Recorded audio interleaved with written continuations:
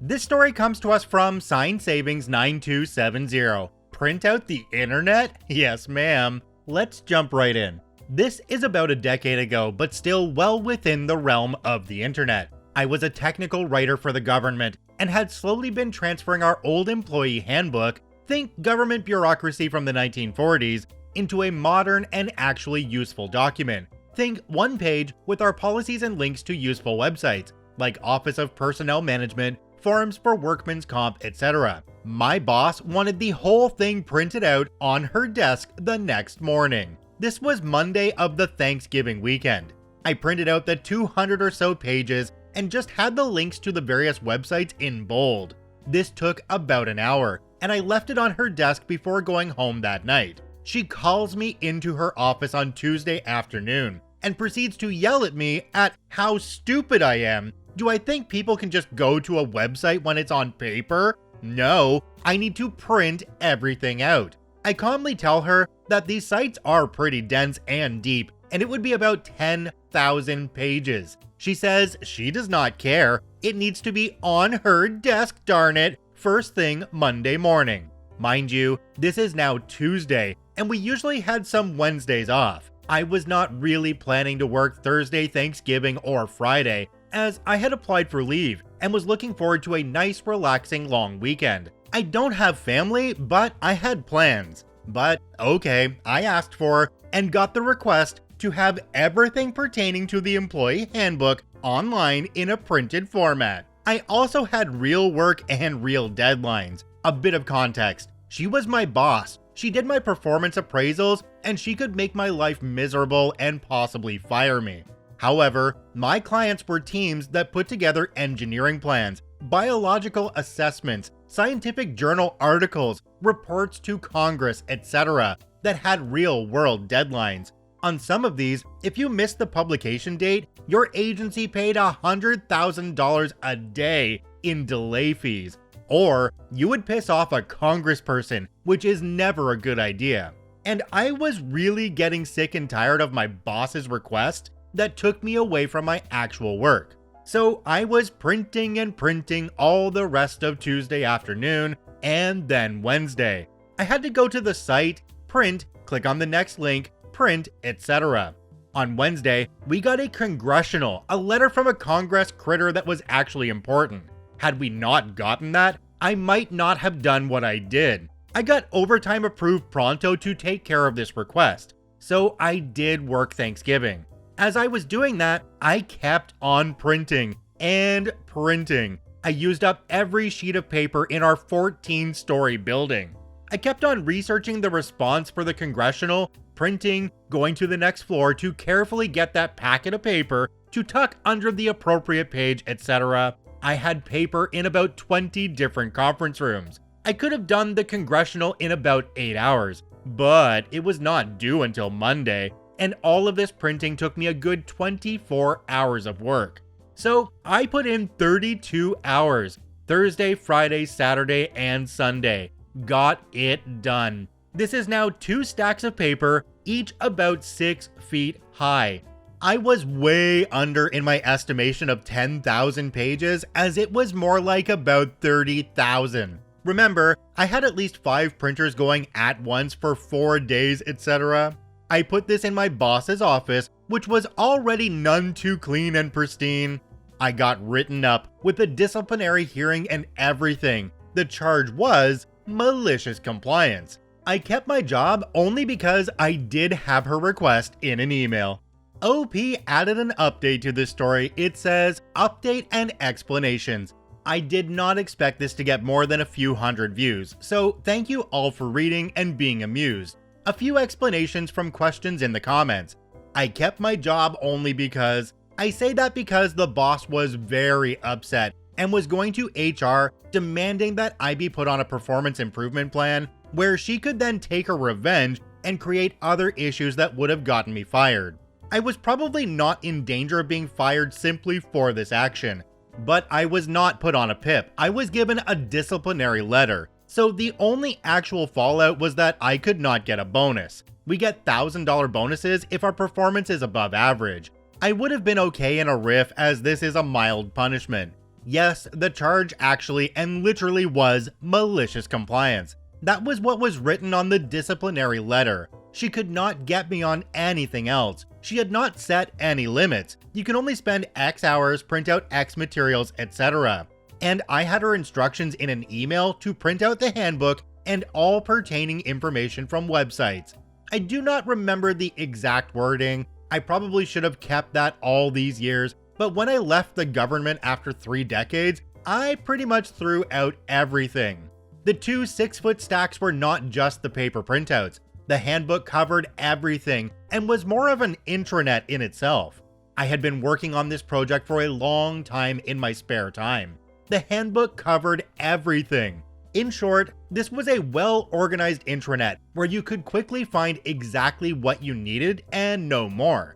I had human resources policies on leave, tardiness, all disciplinary actions, retirement, health insurance, taxes, transfer requests, etc. How to write all types of reports, planning reports, facility review reports, congressionals, etc., along with all templates for the reports, project management and public involvement processes, etc., every position description and how to write performance reviews, award letters, etc., emergency procedures for particular buildings, etc., how to conduct and write a job hazard analysis for any type of work on a facility, etc. There was absolutely no reason to print this out, and my boss never gave me a reason. I had been arguing against printing this for at least a year before my boss gave me the order to even print the 200 pages I had in the first place. These 200 pages each briefly explained the situation. For example, why we do a job hazard analysis, what it should cover, and who should do one, and then gave links, for example, to the Word template you could download and use 2 good examples. So I already had a lot of material that I just put into the piles. So the piles look like index tab with sticky for the topic, sheet of paper explaining the concept, ream of paper printing out the internet, all of the pages with the related links, neatly put into a notebook, pre-printed examples of templates, reports, etc. We did have a printing unit off-site, so major jobs were printed there. Thus, we did not have that many copiers in the building, 1 per floor. And yes, before you ask, my boss could have asked the copy unit to do the work, but the copy unit would only print things that were already in a pre-approved PDF format. They would not have printed the internet for my boss. Yes, my boss kept her job. She was promoted soon after from being the group manager of about 15 people to being the deputy chief of a division of several hundred people. Yes, I worked at the same job, technical writer, for 30 plus years. First off, I loved what I did. I was good at it. I never wanted to go into management and deal with people headaches myself. Second off, I needed the health insurance and would not have been able to get a private company job because of my underlying handicap. So staying put in the government and doing what I loved worked out well for me. And I was quite effective at my job. I wrote documents that allowed decision makers to understand complex issues and make good decisions. Employees use and protect our facilities, etc. My colleagues respected me and we worked well together. Yes, this is the US federal government, and we did have a very ineffectual union where only a few people were allowed to be bargaining unit members, and the union could have done very little to save my job. Thanks for reading my funny little story. Jumping down to the comment section on this one, there's one from a user called BooJuju. It says, you should have filed a protest through the OPM. Any disciplinary action received based on complying with written instructions would likely be overturned. If she persisted with further actions against you, you could then file a grievance and state you were being subjected to a hostile work environment and request reassignment to a different group or organization. Your HR department did you a big disservice by not instructing you of your rights as a government employee. As long as you had no previous write-ups and your past assessments were good, you probably would have won your case. OP responded to this one and said, yeah, but the only discipline was that I could not get a performance bonus that year, $1,000 at stake, big whoop, so I just shrugged it off. Okay, apparently, and I just learned this, I'm working in the wrong industry because I can't look at $1,000 and go, big whoop. I look at $1,000 and go, that's a lot of money. Can I have that, please? If you think about it, OP probably actually spent around that amount in paper and toner alone, because 30,000 sheets of paper would be about $700 Canadian, plus the toner. Yeah, I could see that going over 1,000 easily. This story comes to us from Signal. Heavy metal finance. Let's jump right in. Quite a few years ago now, in the late 1990s and very early on in my career, I used to work for a company that helped customers of certain retail stores manage their finances. My role was as a sort of compliance officer, ensuring that the staff who dealt with the customers were following the rules. If they messed it up, it was a big problem and could potentially impact the customer's credit score, resulting in them defaulting on payments and even end up in court. I took my job pretty seriously. The company was not particularly well run from a management perspective. They'd made a lot of money very quickly and had grown from a handful of people in a garage to a 4-story office building in the CBD within the space of a year and a half. There wasn't a great deal in the way of policy or process framework, so I had to develop a lot of the tools to do my job myself. This involved some programming, a basic system to track what I was doing, link to the extensive rule set, and automate some of the more tedious reporting. It would also track how long I was spending on each task, so that I could see about which elements I could streamline. Now, I was quite proud of this system and called it Hendrix, as I am a massive Jimi Hendrix fan, and it used to play about 5 seconds of the instrumental version of Little Wing when it started up. As I had my own little room covered, this never used to annoy anyone. I can geek out about that type of stuff. At this point, before corporate IT became rather more rigid, I used to write a lot of my own tools. I was the only person who was using Hendrix, and it was a tool just for me.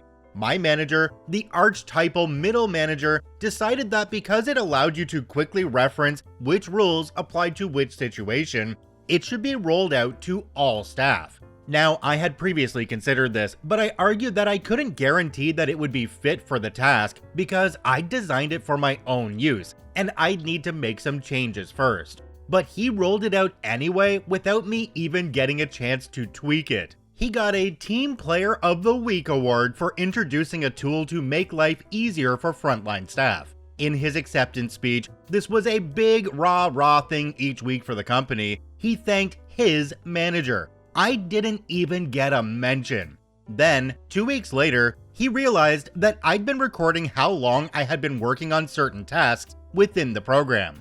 Now, I'd realized fairly quickly that this part of the program was a little too detailed, and I didn't really care too much about every single task within each incident. So I just used it to record how long I spent on the entire incident, rather than each part of the incident.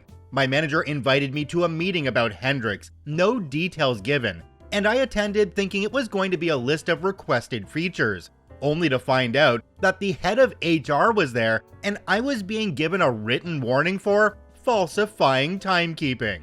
Because each customer interaction was a certain length, my manager had decided that this was what I should be recording, and not how long I was spending listening to, analyzing, checking, and reporting on the interaction. Remember, this is a tool that I had designed for my own use, and it was not being used to calculate how much I was being paid, or whether I was doing enough work during the day or not. There was nothing in place for that at all. I had not made the records public. He'd found them in a file on the server that only he and I had access to. Nobody else was supposed to even have this tool. I argued this and was told that it wasn't up to me, and I was getting a warning regardless. It got really quite heated and unpleasant, though I got the impression that the head of HR was a little embarrassed about the whole thing. They said, however, that if I wanted to consult a lawyer, I was quite within my rights to do so. It was at this point that I was rather smugly able to state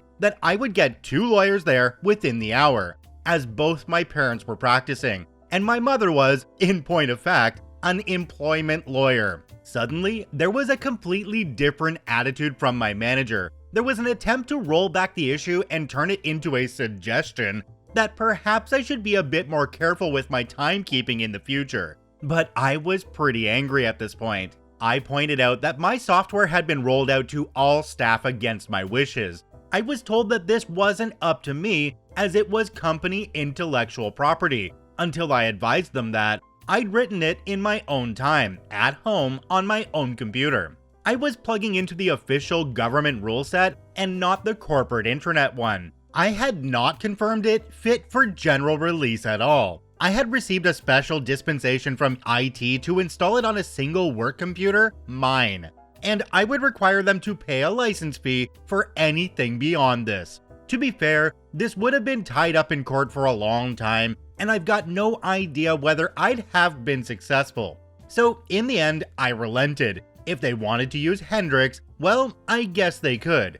I just made sure that Little Wing would play for 1 second longer on startup for every week the software was in use.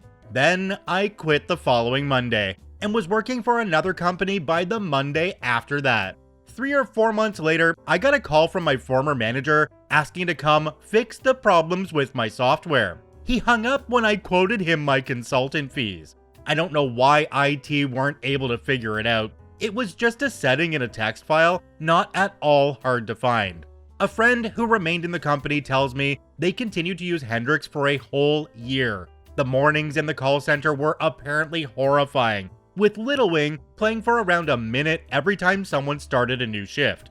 Sometimes it would play on 20 computers at once, few seconds apart, on tinny PC speakers that were unable, due to IT, to mute. Jumping down to the comment section on this one, there's one from a user called Gemini27. It says, "Man, I'd have had the program flash up a screen detailing who had created it, that it was most definitely not company property, and they weren't licensed to have it, and the amount of licensing fees which were accumulating and the company had failed to pay for the entire increasing time the song played." I feel like there's many more things that OP could have done to be very maliciously compliant with this company. Like, before they left, they could have changed the song to, oh, I don't know, "Take this job and shove it." One thing's for certain though, I worked in a bunch of call centers, and people who did stuff like this, they went down in history. They were part of the call center folklore, and they'll be talked about until that call center is no more. This story comes to us from Artificer9. Bizarre safety procedures at work cause a hilarious Cobra effect. Let's jump right in. I'm a senior electrical engineer in the industrial sector. I started work at a huge firm a few weeks ago, and right off, my superior detailed what was expected of me every quarter. Among the requirements were 1 safety violation report a month. I thought, okay, I could keep myself from effing up more than once a month. This is a large factory with everything from spinning grinders to steaming corrosives, so obviously OSHA is a big issue here. But this isn't my first rodeo, so to speak. I generally know what I'm doing. So my first month goes by and I keep everything nice and safe. End of month, one-on-one rolls around. Boss makes it clear, to my surprise, that the requirement is for me to file at least 1 safety violation a month. Obviously, I inquired how one could go about controlling safety violations, as they are inherently accidents, and if I had any way to influence their appearance, I would prevent them in the first place. But he just said I need to keep my eyes open, the violations will appear. Fine, I kept my eyes open, but honestly, everything seems perfectly in order. Everyone else in my department were ticking off safety violations one after another, and I was nearing the end of month 2 with nothing. I would go on walks looking for safety infringements instead of working. Something seemed off, so I looked into the Safety Violations Report XL, and I was just stupefied. This was a list of the most unbelievably inane infractions I've ever set my eyes upon. I'll give you some examples. Infraction: cabinet door was left open in room. Someone could hit their head. Immediate mitigation: cabinet door closed. Future mitigation: add magnets to cabinet doors. There were countless other esoteric reports like unexplained puddle next to electrical cabinet or stack of cables on floor. I couldn't believe it. These well-educated grown men and women just writing nonsensical safety violations on absolutely anything.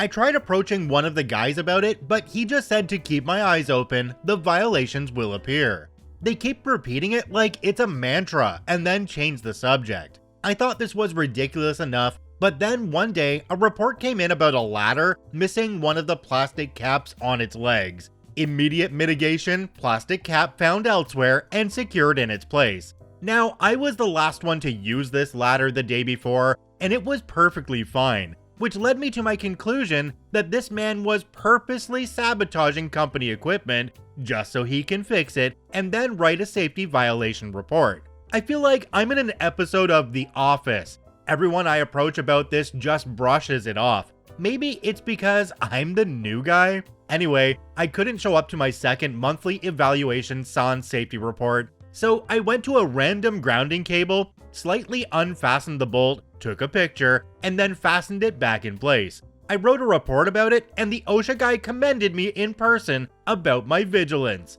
Is this a department-wide grift? Are the managers unaware of this farce, or are they playing along?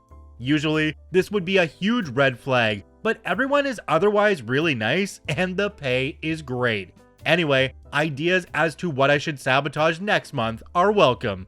Jumping down to the comment section on this one, there's one from a user called Ambitious Misgivings. It says, secondary container labels is usually a super easy catch. Is it an unlabeled container with something in it? If it's not in the immediate control of the person who filled it, violation. Was the same unlabeled container used for more than a single shift? Violation.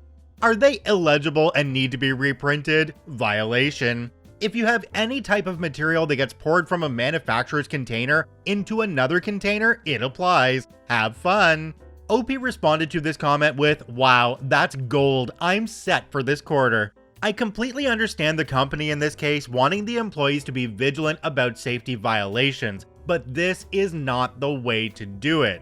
At this point, these employees aren't really looking for violations, they're just looking for a way to get around this requirement. I'm willing to bet that they don't even actively look for violations, they just have a set list of things that they can go, make it look like it was a violation, then fix it and submit their report. However, if OP uses the suggestion from the commenter, they actually will be finding violations that actually could improve that company's safety. This story comes to us from 321 Backup. Screw your HOA and its ridiculous rules. Let's jump right in. Back in high school, I was all about my car. Don't get me wrong, it was a rolling piece of crap, but it was my car. It had a trade-in value of maybe $5, but it was my car. I was learning how to take care of it, by which I mean I found where the dipstick was and how to pull it. I hadn't yet moved on to tire inflation, one step at a time. One day after school, I drove over to my friend's place. We jump out, pop the hood, pulled the dipstick, checked the oil, and it was fine, so put the hood back down. I had no idea what an HOA was, nor what it meant. I was just a happy, ignorant teenager, eager to demonstrate how responsible I was with my wheels. A few days go by and we're hanging out at my friend's place when his mom comes home. She starts giving us the business, in that I'm annoyed but I'm not trying to be voice, about a warning she received from the HOA regarding repairing cars in your driveway, complete with a photo of my piece of crap with the hood up. Really, she was being pretty good, though clearly annoyed. We explained that we weren't repairing anything, that I was just checking the oil level and didn't even need any tools. Picture just had the hood up. She softened quite a bit and the focus of her annoyance shifted from us to the HOA, since it's entirely reasonable for anyone to check the level of oil in a car. She finds her copy of the HOA rules and we all read them together. Sure enough, there's a bylaw that says you can't repair a car in the driveway. I protest that I wasn't repairing anything, I was just checking the oil. Reading the exact rules on exactly what was forbidden sparked an idea. I looked at my friend, raised an eyebrow, and said, "Fight the power? Fight the power!" I proposed my plan to his mom and asked for permission since she's going to have to deal with the fallout. She's on board since she thinks this is supremely stupid, and we set in motion. Cue the malicious compliance. Every day after school, my friend and I drove our piece of crap machines to his place, parked in their driveway, raised the hoods, and just looked at the engines. No tools, we weren't even near them. We didn't check the oil, we didn't so much as touch them nor wipe them down with a rag. All we did was expose them to the birds, the sky, and God above to just let them breathe. After a while, I got bored, so I started setting up an easel and drawing my engine 10 minutes at a time. My friend had to one-up me, so he decided he needed some tasteful artistic photos with his engine. He judged the best photos would be him laying over the engine shirtless, stroking and fake kissing it. Just absurd, over-the-top, moronic high schooler stuff. Predictably, the HOA was on us like stink on crap. The warnings quickly turned into fines, complete with pictures of both vehicles with their hoods up. Then, more pictures with mine with its hood up and an easel in front. Then, even more pictures with my friend's with its hood up, him laying in the engine compartment, and me taking pictures of him with the camera. Soon enough, his mom let us know it was time for the monthly HOA meeting. Of course, all three of us had to go in person to protest the fines. So the motley pair of us show up along with his mom and his mom's stack of fine notices. I bring along my engine drawing, and we printed some of my friend's boudoir engine photos larger than normal. After a while, it was new business time, and my friend's mom steps up. I'm pretty sure they expected her to play the "my son and his friends are morons, please make these fines go away since I didn't know what they were doing" sympathy card. Nope, not a chance. She politely but firmly attested that she was being sent fines for something that wasn't in the bylaws, and asked the board to stop. One of the board members spoke up saying that working on cars was against the bylaws, and clearly that's what was going on since both hoods were up. Oh, you should have seen their faces when she corrected them that the bylaw said no repairs were allowed, that there were no repairs going on in any of the pictures since no tools were visible, and that we were just doing art projects for school. Even longer faces were seen when she showed my, truthfully, completely terrible drawing of my engine, along with the date stamped a couple weeks ago pictures. This was back when film cameras stamped a date directly on the picture of my friend trying to seduce his engine. The HOA president called for a 5-minute recess, during which the board huddled in a corner of the room. After the recess, the president succinctly said, "Ma'am, we are going to dismiss all your fines. Have a nice evening." We darn near danced out of that meeting. Being the obnoxious crapheads that my friend and I were, we had to do the drawing and photo routine a few more times just to make sure they weren't going to start sending more fines. They wisely didn't, and being victorious, we soon found other ways to annoy them. Jumping down to the comment section on this one, there's one from a user called Splash'em. It says, "Props to your friend's mom for fully supporting the two of you in your malicious compliance. Not only did she listen to you and take the time to do the research on the exact rules with you, but to support your actions at the HOA meeting was a good example for a couple of teenagers of how to advocate for yourself or others." OP responded to this comment and said, "We were both very lucky kids to have supportive families." All these stories we hear on Reddit about HOAs and how crappy they can be have led me to believe that I would never buy a house in a community that has an HOA. Although being up here in Canada, I can't honestly say I've heard of an HOA being up here. I completely don't understand why people would buy a property in an area that has an HOA. So if you're in one of those areas, could you comment down below why you bought the property there? Because to me, it just seems like too much of a pain in the butt.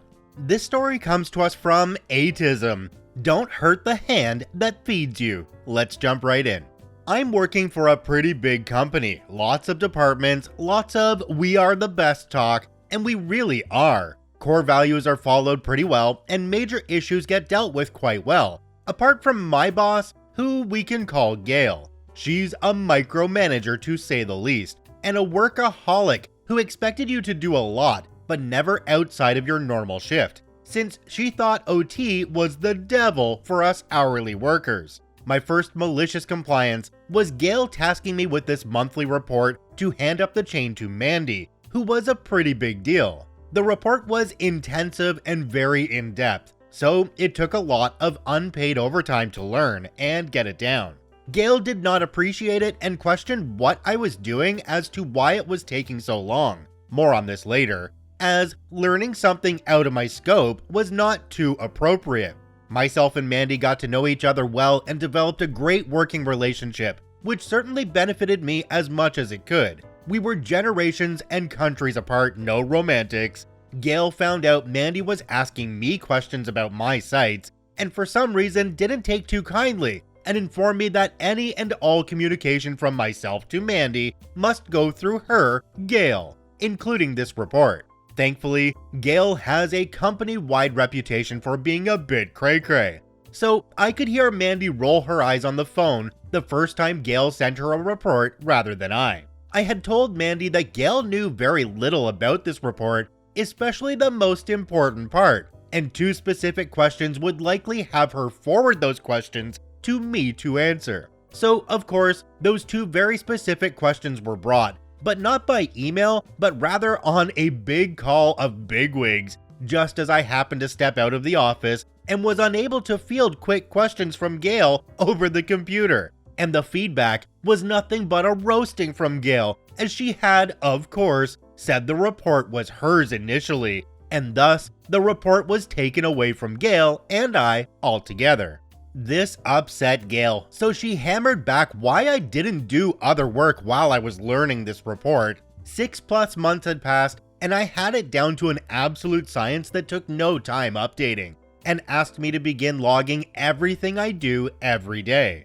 Due to other factors in this job, HR was already looped in on everything that was going on between Gail and I, so this was as well. As you can already guess, the long story short is this log was filled out to the minute, after every task, phone call, or anything I did, including time for filling out the log. The amount of detail I put in for this log, Gail wanted as much detail as possible, allowed for me to actually spend 2 to 3 minutes filling out this log for even the smallest task of a passerby of my office door asking me a quick yes or no question. I loved it. This unfortunately didn't allow me to complete all my normal tasks daily, and by the end of the first week, I had quite the pile of additional work.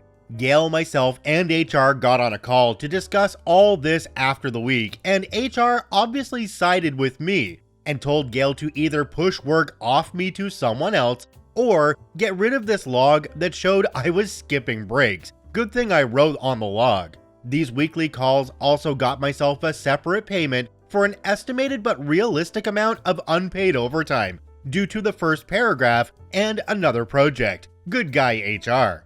Despite HR making my life a lot easier, Gail did not. So I made the decision to switch departments entirely. 0 carryover.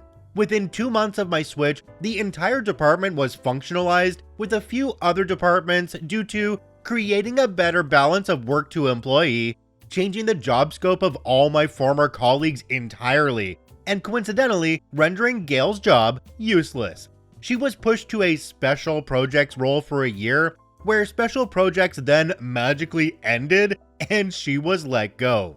My new manager likes to send emails out of those under him who were promoted. She was able to see 2 of those with my name on it, the second just days before her final one. Ah yes, the special project. Anyone who's worked long enough knows that's code for you done messed up, but we can't easily fire you because you're too high up. Here's a year to go find another job and piss off. I agree, micromanaging bosses are a pain in the butt, especially the ones that come in and take over an already established team. You know, one that already knows how to do their job and do it well, but then they come in all up on their high horse and have to try and manage every little detail. Oh, the morale just goes through the floor. I've been in that situation a couple times myself. It is not fun. This story comes to us from I3I2I. Not today. Let's jump right in. Jump in and hang on, friendly Redditor. This one's kinda long. My apologies. For your troubles, I'll give you 2 malicious compliances for the price of 1. My now ex-boss was hired after me and relied heavily on me to run the department, which I did. Before his arrival, I ran the department by myself and had near complete autonomy. I only answered to the owner and his son. Since I was expected to do everything on my own, I was well versed in the contents of my job description, and I followed them to the letter. Once the new boss came on, our department got more responsibility to include other buildings on the property. Since I was previously not responsible for the other buildings, I decided to do an audit and inspection of the buildings to make sure they were compliant with codes, regulations, etc. One of the buildings was seriously non-compliant. They needed to either shut the building down and fix everything, or tear it down completely and start over. Since my job description specifically stated that I was to conduct audits and recommend building closures due to unsafe working conditions, that's exactly what I did, by email to my boss and senior management. Well, my boss had a fit. He said I never should have sent that email, and how dare I tell the owner what to do with his company, etc. I told him it was part of my job description and showed him the exact sentence. He didn't care, which pissed me off because it was employee safety we were talking about. I made a fairly big stink about how terrible it was that they cared more about production than they did about safety. I got marched into a conference room with my boss and the HR manager, and they proceeded to berate me for 20 minutes about my unprofessionalism and my insubordination. I asked them how it was possible that I was being insubordinate when I was following my job description. They had no answer for that and instead said they needed to see an increase in my performance or else. From that day forward, my boss required me to send him a daily report of every single thing I did, so he could make sure I was doing my job to his expectation, and that I didn't send inappropriate emails to the owner. Malicious compliance number 1. I sent him time-stamped emails for every single thing I did. 701. Read email from person. 702. Replied to person's email. 704. Read email from another person. You get the idea. The first day, I sent him 119 emails of things I did, including my use of the bathroom. Now on to the next. Remember when I said I knew my job description? One of the bullet points stated that I was expected to liaise with outside agencies to conduct inspections of the facilities to ensure compliance with local, state, and federal regulations. One such outside agency was the local fire inspector, who we knew was coming on a Friday. All the way up until Thursday evening, my boss was expecting me to accompany the fire inspector during the inspection. He even reassigned things on my calendar to make sure I was free on Friday morning. Friday morning arrived and I was getting ready for the fire inspector. My boss came in the office and said, "I need you to hang out in the office today. Other person's going to do the walk with the fire inspector." It caught me by surprise, I'll admit. I told him that it was specifically part of my job description to do the inspection, and reminded him that he had recently told me to increase my performance. He said, "You're not doing it. Is it because you think I'll report all of the deficiencies and get this place shut down? It's not that at all. Just so I understand you completely, you're telling me you don't want me to do my job? Not today." Here's the second malicious compliance, dear Redditor. I sat in my office and played games on my computer the entire day. I also made sure to comply with his daily email requirement at the end of the day. It was the only email I sent. 7:30, computer work. 1600, left. In the comment section for this one, OP mentioned that they left that job about 3 weeks ago. They also said that the owner's son forbade them from entering that building ever again. So not only was it the new manager that was having an issue with this inspection, but the owners didn't want it done either. OP does say that when they left 3 weeks ago, they may have made a couple of phone calls with tips to the relevant agencies in this case. And I really hope they went in and looked that over, because that's the safety of the employees there.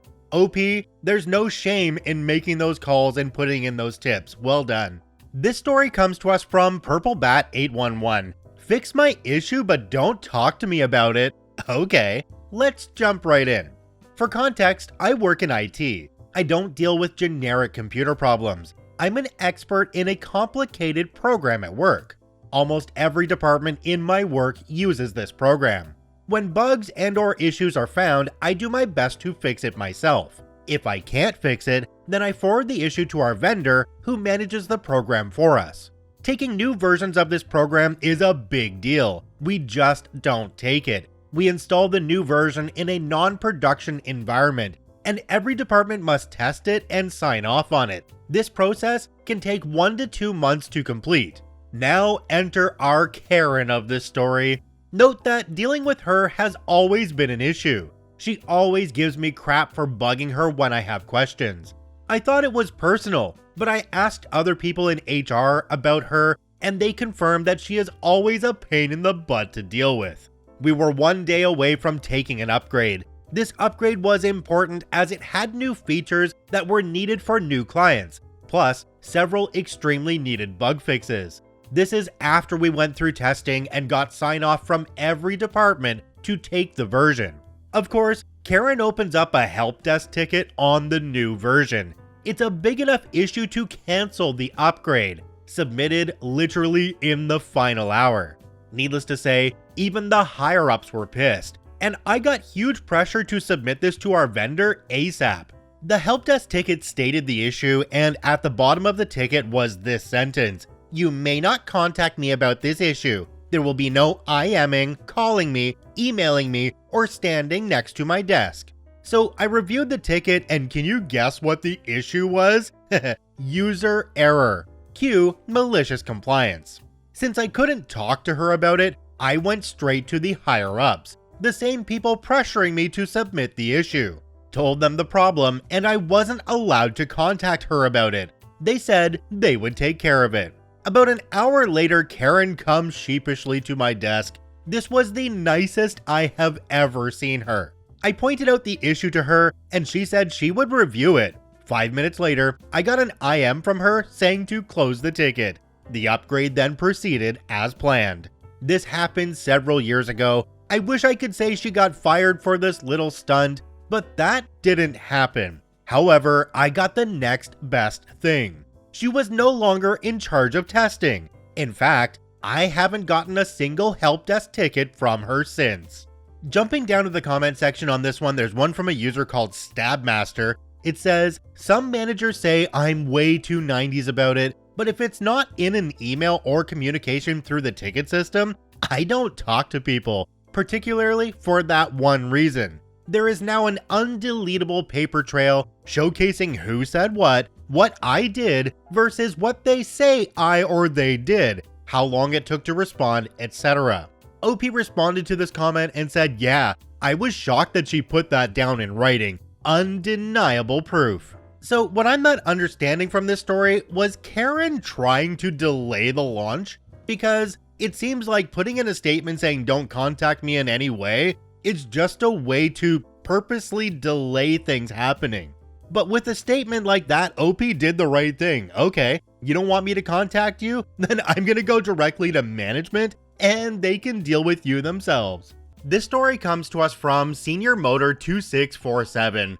Don't let your kid have consequences? Okay, let's jump right in. So I'm a 23 female nanny. For the family I work for, there are 7 kids. Yes, 7. All ranging from 14 years old to 10 months old. I have been working for them for 8 months and never really had an issue. They are a good family for the most part. A key part here is the kids are all homeschooled, so they do not get out a lot. Unfortunately, that leads to mom and dad spoiling them quite a lot. And since I've started, had a bit of a discipline issue. They throw tantrums, throw things, and scream a lot. Finally, mom recently put on the discipline because their tantrums led to me getting an injury. I was pushed down the stairs. So she implemented a timeout routine, and it was going well for almost everyone. Here is where the story truly begins. The second to youngest is 2.5, almost 3. His tantrums are some of the worst, and instead of really disciplining him, she coddles. If he screams and yells, she just picks him up and gives him whatever he wants. He will also throw things and hit whoever is telling him no. And mom doesn't do anything. On Wednesday this week, mom had an appointment, and when he woke up from his nap, and she wasn't there, he freaked out.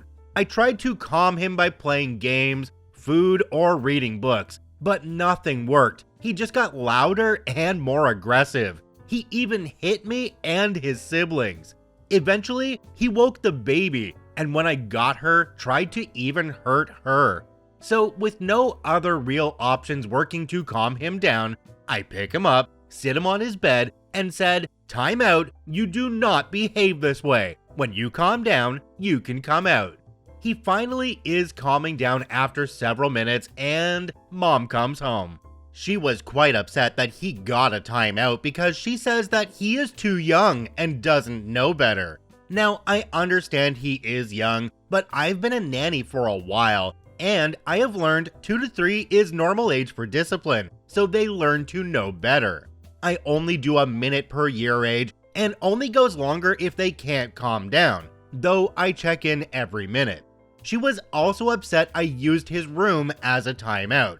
Now, that part I get and can understand that at this age, associating timeout with where he sleeps, I can agree we don't do that.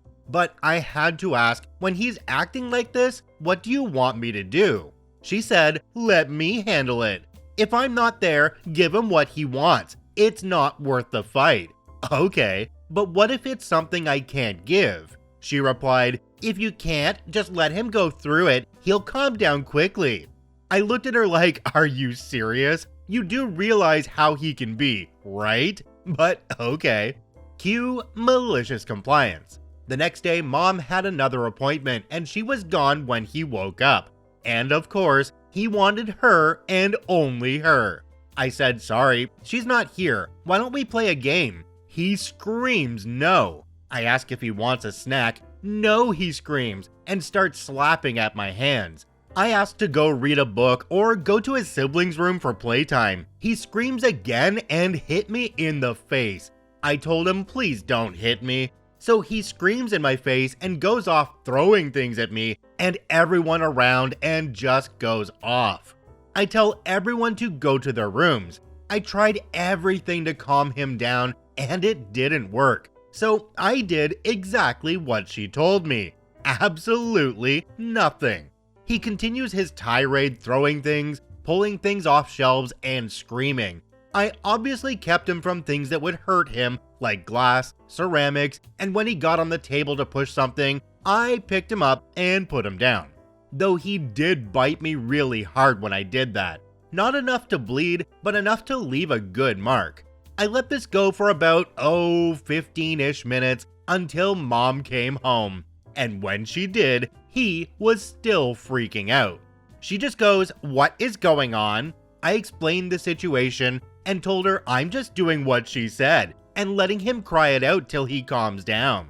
She said, "That's not what I meant." I asked, "What did you want?" She didn't really have an answer. I told her I couldn't use discipline and I couldn't calm him. You said to let him go, he'd calm down, and he hasn't yet. I made sure anything dangerous was taken away, but I didn't know what else I could do. Now, respectively, I could have picked up what he threw around, but I wanted her to see what he was capable of, and I wasn't going to risk getting hurt again from taking things away. She looked upset but didn't say anything and just looked at him still throwing his tantrum. The baby wakes up and she goes to get her. When she comes back to try and calm him, he screams to pick him up and he hits her and keeps going till she puts the crying baby on the ground and picks him up. I was kinda shocked she fed into it. I told her he's old enough to know what he's doing. He knows that he'll get what he wants when he does these things, and it's only going to get worse. And if it's going to continue, I'm going to continue to do nothing because I won't risk getting hurt or the other kids in the process. I showed her my bite mark and she went pale a bit and said, "He did that?" I said, "Yes, he did." She took a breath and said, "Why don't you go home for the day and I'll talk to Dad about this." When I came to work this morning, there was a timeout chair for him, and I'm allowed to use it at my discretion.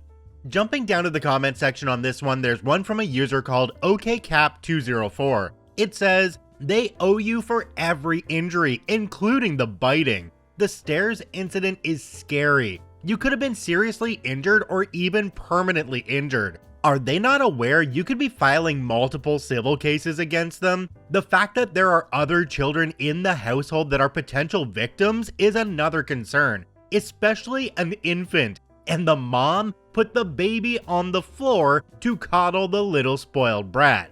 Parents need to start parenting. Unless, of course, they plan to keep all the kids away from the outside world for their entire lives. I completely agree with this commenter, and I hope that OP went and got checked out after getting pushed down the stairs. OP may not feel it now, but there could be an injury that makes itself a little better known later on down the road, so this needs to be documented with a medical professional right away. Also, OP needs to quit that job and do it soon. This kid is only going to grow bigger and stronger, and their emotions are not being kept in check. OP, this is the definition of a hostile work environment. You need to get out before you get a really serious injury. This story comes to us from Puzzlehead Pipe 353. It's just the ocean salt? Okay, let's jump right in. This was a long time ago when the beaches in Mexico were still decent and not ruined by hotels. Now, there were two beaches my family frequented as my grandmother lived in town. We usually went to the further beach as it turned into basically a giant clam farm when the tide went down. My 50 billion cousins and I would get buckets full, then the grups would cook them the next day. This was my favorite part, as I was never fond of the ocean. Thanks, Jaws. One year, in my mother's infinite wisdom, we went to the closer beach because they just didn't feel like driving to the good beach. I, being a typical 14-year-old, started whining to my mom the minute I saw the first of what would be many broken bottles. I whined about the seaweed on the shore that was stinky and right next to our setup. I tried to play in the sand, but people kept throwing things, in one case, an entire dog, into my castles. Ultimately, I decided to get into the water where my mom had gone, which is where I made my mistake. After only a few minutes, I began to feel a kinda pinprick on my arm. I saw a bunch of small fish around me, so I dismissed it as the fish swimming by me. I went over close to where my mom was and felt it again, but now it kinda hurt for a bit. I swished my arms around and it stopped, but I didn't see anything besides the tiny fish. I told my mom, I think something is biting me. My mom said, "Oh, it's just the salt, you're fine. That's why I keep telling you to put lotion on, your skin is so dry." "I've never been hurt by salt before, Mom." "Then just ignore it, there's nothing biting you. I know you don't like this beach, but don't ruin it. We're just trying to enjoy the day, and no one else is complaining about bites." I go into petty mode and just stare at her as I remained perfectly still. It didn't take long until I felt those bites again. But now, I was going to ignore it. So I just stood there for several minutes, just staring at her, until the pain turned into burning, and the burning turned into agony. Did I panic? Nope. I ever so slowly got closer to my mom until she got startled at how close I was. Then, like frozen molasses in January, I lifted my arm and said, "Hey, I caught some salt." There, on my arm, was a small bunch of what looked like brown and white striped string, and it was burning the shape of its body onto my swelling arm, right in front of our eyes. A bunch of baby sea nettles, jellyfish, were stinging me, and were pretty much invisible until they were out of the water. My mom swatted my arm and shouted for everyone to get out of the water. It wasn't a stampede of cousins or anything, but everyone looked at me to see what happened. We spent the next hour wasting our popsicles on my arm as the burning went on for quite some time. Of course, me being me, I had to ask my mom if there was salt in the popsicles. It didn't stop them from going to that beach, but the next time they went, it was the season for the moon jellyfish, which wash up on the shore and completely cover the beach, making it really dangerous for children and dogs alike. The time after that, there were so many people and so much that my cousin almost stepped on a small pile of broken beer bottles and used syringes. I never went back. Not sure if this falls under being petty or malicious compliance, so I'll let you decide. Now, OP added an edit on at the bottom of this one. It says edit. So just to answer a few recurring questions, no, we didn't leave, because I was still breathing. No limbs missing on this gal. They soaked the towel in the beer cooler water and wrapped my arm until we left. They cut some aloe and put that on it when we got back. Yes, I'm probably wrong about the moon jellies, but they look like them, just small and transparent with a blue tint. Yes, they sting a lot of dogs' noses. Yes, they really did throw a dog. Think drunken hot potato, but with a small angry chihuahua, and the loser gets the business end of him. No, he wasn't hurt. Yes, they regretted it later after losing some leg skin. Yes, my mom was mortified, and I got a chancla to the head later for the popsicle dig. I wouldn't have done it if I hadn't known how she would react. My mom and I always fought. She would say I was lying when there was no reason and no advantage to lie. We also had some savage snark battles as I got older. Now, my dad was downright abusive, so when he was out of town, we would be at war, but she never hurt me. She died of a brain tumor in 2011, and darn it, of my last conversation with her wasn't a flippin' argument. That salty, wonderful bee.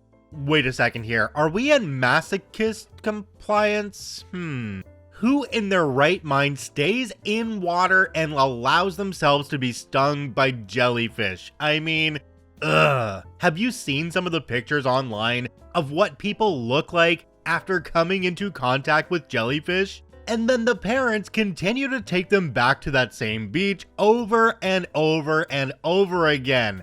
I don't get it. And lastly, we move on to the person that threw a dog. Somebody should pick them up and throw them in the ocean. This story comes to us from P4TTL 1992. Cut the polystyrene into small squares as a top priority? Let's jump right in. I worked at a small AV company. We dealt with thousands of NEC displays every year, and management had absolutely no idea how to deal with the waste from each job, mainly polystyrene. We used to throw it in the skip. Job done, gets taken away. The company hired a new general manager, Martin, his name was, who worked with me for 2 months. At this job, I ran many roles as it was a small company. I was busy all day, every day with warehouse management, PC configuration, IT support, and also working in accounts with purchasing and ordering stock, etc. My pay didn't even cover warehouse management, let alone any of the other jobs. Martin decided to email me with a request on how I should manage the job that I had been working at for 5+ years and knew like the back of my hand. Martin's top priority on the email was cutting the polystyrene into small squares to save space in the bins. Yep. I emailed Martin back to explain that if I'm standing there cutting polystyrene cubes into small squares, then most of my work time would be spent doing that and leaving no time for anything else. He replied by saying that it should still be the top priority on my things to do. So yeah, I took that literally. Nothing got done. No stock orders, no kit preparation, no deliveries, no PC builds. I couldn't fetch anything down from the racks on the forklift. I was the only one trained to do so. Absolutely nothing was done, apart from cutting polystyrene into small cubes. Martin even brought in his own saw from home to help me save time cutting the polystyrene up. 2 days went by, I had cut over 100+ blocks of polystyrene into small squares to save room in the bin. Everything in the company was falling to crap, and Martin came down in a panic. Nothing had been done, like I said, as I didn't have the time if I cut the polystyrene into small squares. So I ended up having an argument with Martin in the warehouse, asking about why the absolute F am I cutting polystyrene into small squares. Martin said it was to save money on buying skips. Then I pointed out that they'd have paid me more than an extra collection over 2 days of cutting the polystyrene up. He walked off. A day later, I received an email from my other manager who was higher up than Martin, which basically said, I have a disciplinary meeting at lunchtime that day. My reply was obviously no. I needed time to prepare what I was going to say and made them push it back a week. I collected statements on my work from all my colleagues that were willing. Some even confronted Martin and called him an effing idiot, which quite rightly he was. I collected my year's work, every job, every PC configuration, every order, every delivery, every kit prep, etc. Everything was piled into 6 folders of crap to throw at them. So I had my disciplinary meeting and threw everything at them, and they were absolutely speechless with all the crap I was doing, and that I had been told to prioritize cutting effing polystyrene into small cubes to save on bin space. When asked if I had any questions, I asked one that shut them up instantly. What risk assessment was carried out before asking an employee to cut up bonded polystyrene, and what PPE was provided? I have a recording of the meeting, and every single manager sat there in silence. My question went unanswered, and one said, "We'll answer that in our report," which I never received. Anyway, Martin was made redundant soon after. He was asked to drop his work equipment to me at the office. He sent it with a courier instead. Jumping down to the comment section on this one, there's one from a user called Murphy Caper. It says, "I hope you asked for and received a raise." OP responded to this comment and said, "That's another story. The company was terrible at pay rises, hence why I was working multiple jobs whilst only earning £21,000 in the London area. My manager came to me for a chat and said the company was struggling, it wasn't, and that they would be giving me a 0.5% token gesture, and she said it wasn't a pay rise, it was a token gesture that would be removed at the end of the year. Yeah, I quit a few months after. I laughed at her offer and she said, "Are you not happy with that?"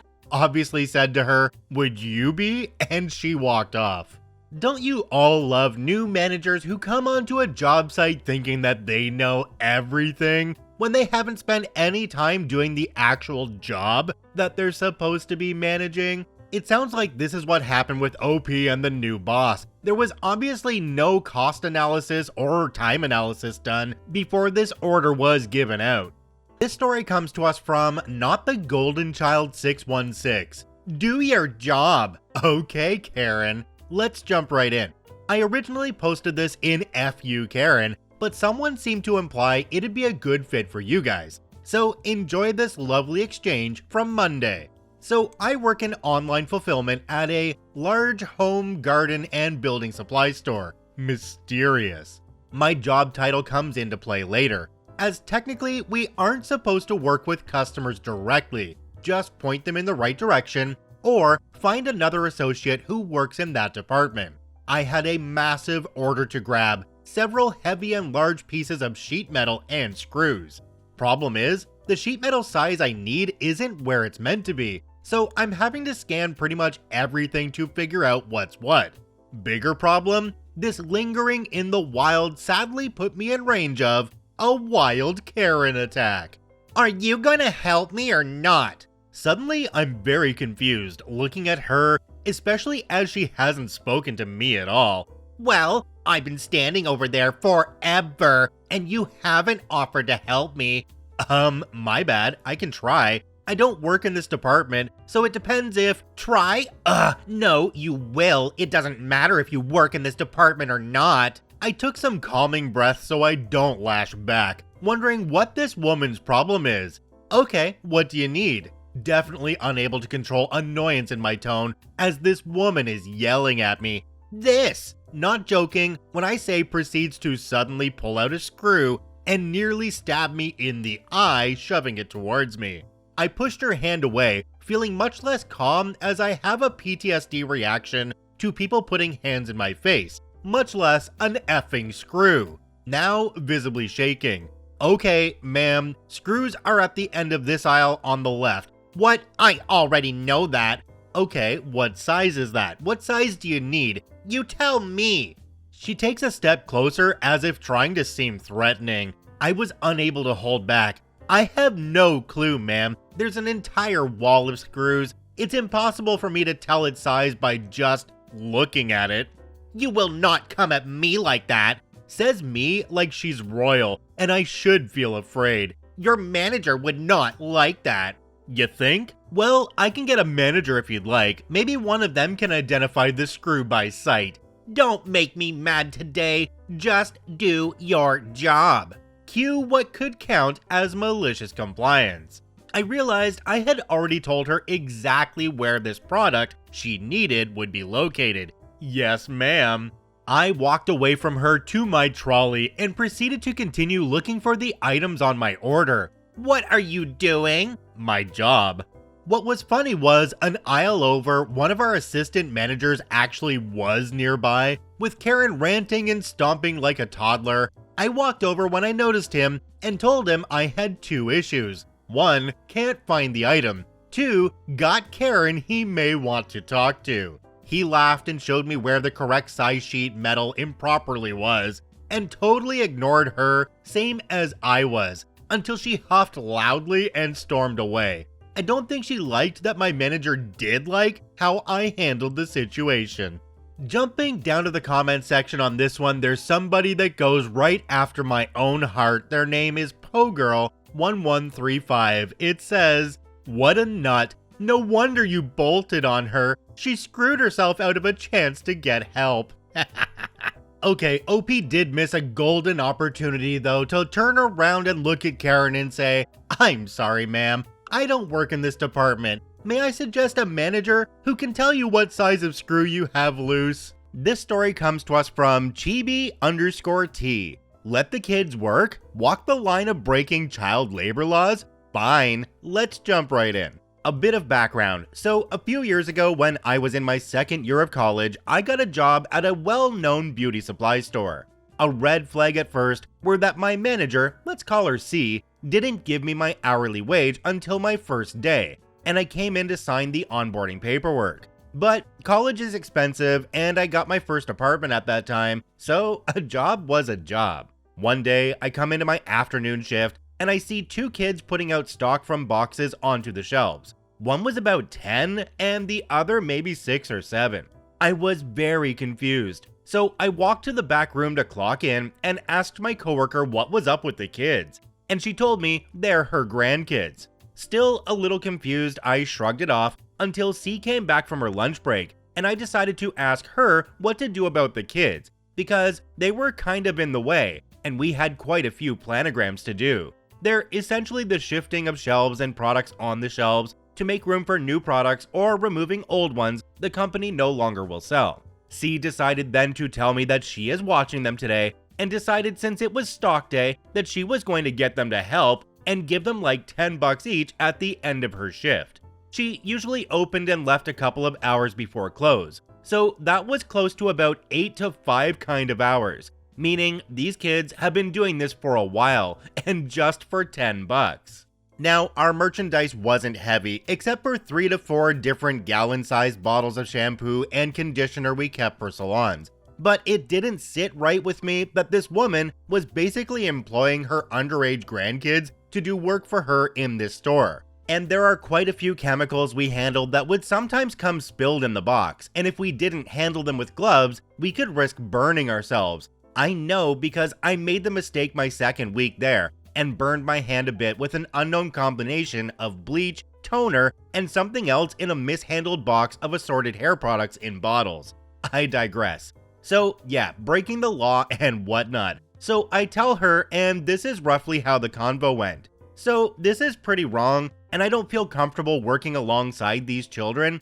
If they get hurt or injured by one of the shelves or a spilled chemical product, then we can all be held liable. That sounded reasonable to 19-year-old me, right? Wrong. I don't appreciate the back talk, young lady. Those are my grandchildren, and I do with them what I please. Not to mention, I am the manager here, not you. So get started on those planograms. The pictures are due in 2 days. I was still advocating for her to do the right thing. I just don't think it's right that you're paying them essentially to do this dangerous job. It goes against child labor laws, and I don't think I can get my work done around them. The store was so small, there was only one short wall and shelf in the middle of the store splitting it in half. So not much wiggle room to do planogram stuff with kids and customers in the way. I'm not repeating myself, OP. Mind your business and do as you're told. I won't repeat myself. I have a split second to think about what I'll do next before she walks away. I never cared about getting on her bad side because I never did anything wrong. She just never liked me for some reason. So I decided to say, wait, can you email me your directions for how to maneuver around the kids? I want to make sure so-and-so, the next shift coworker who's coming in about 30 minutes, knows what to do in case I'm in the back or something. C rolls her eyes, already annoyed with me an hour into my shift, and says, whatever. 20 minutes later, I get an email in my inbox, nothing but the subject in all caps. My grandkids will be working stock while everyone else does the new planograms. I gave the kids $10 to help in the store and have lunch in the fridge. And that's verbatim. With a quick search in my email, she basically typed her own career grave with that one. So a little plan slowly comes into effect. I decide I'm going to email that exact thing to the coworker who came in, even though we already verbally filled her in. But oops, I accidentally CC'd the district manager, who happens to be C's direct boss.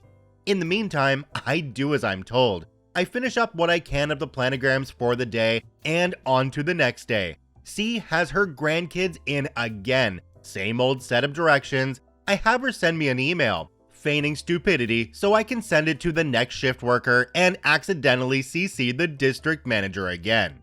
2 weeks go by and it happens just one more time.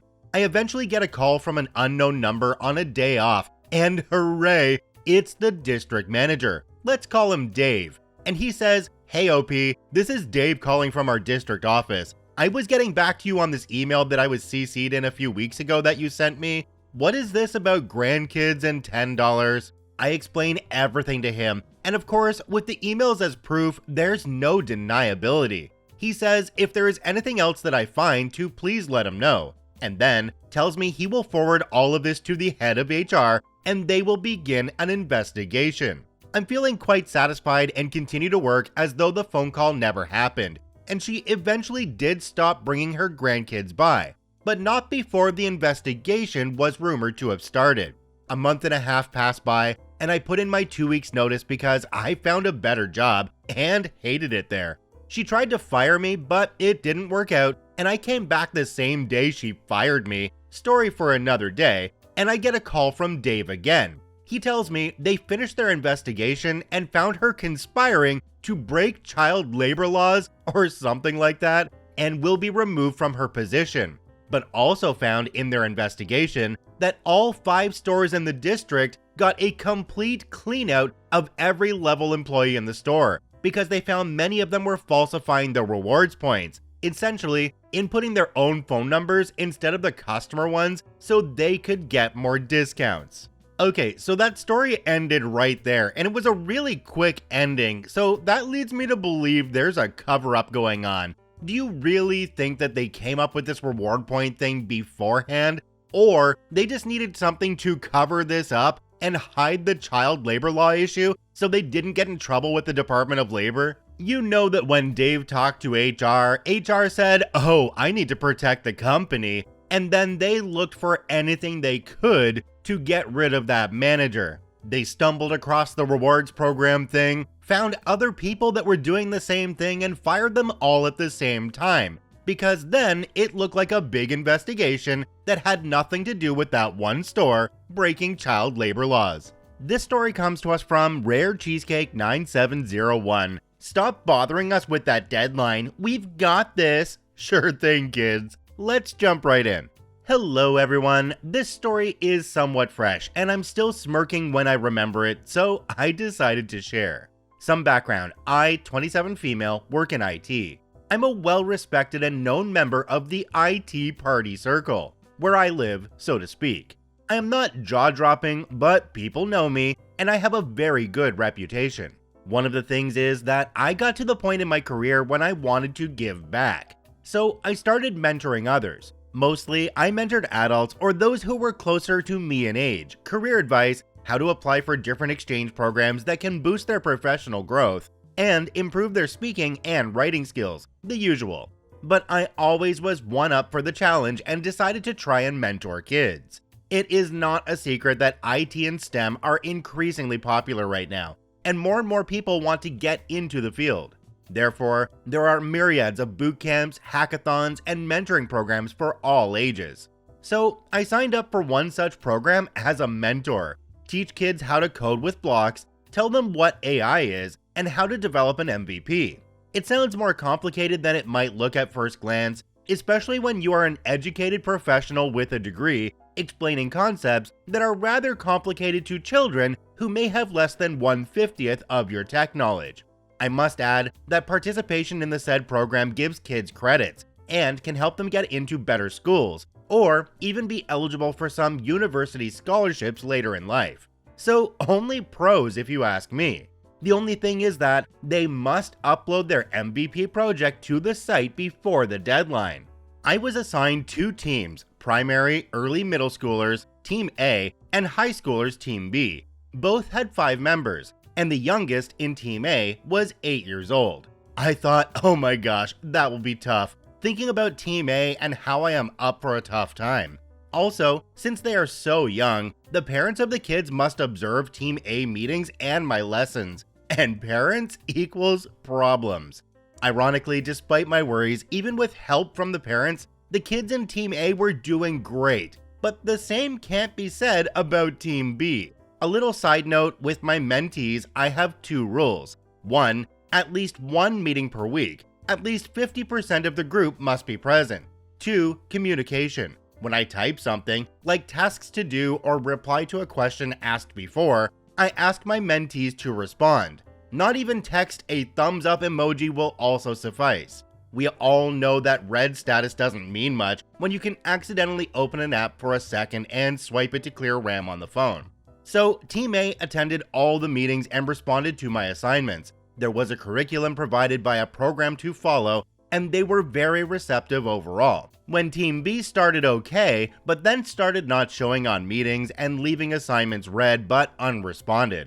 I understand they have a lot on their plate. Exams are no joke, but they disregarded my time, which I will not be okay with. I have a job to do, and mentoring in that program was 100% volunteering, and there was no payment for the mentors. There was, however, a very strict deadline, the middle of April, when their MVPs must be loaded onto the website for later judgment. I, even when pissed, am a professional first, and an angry lady second.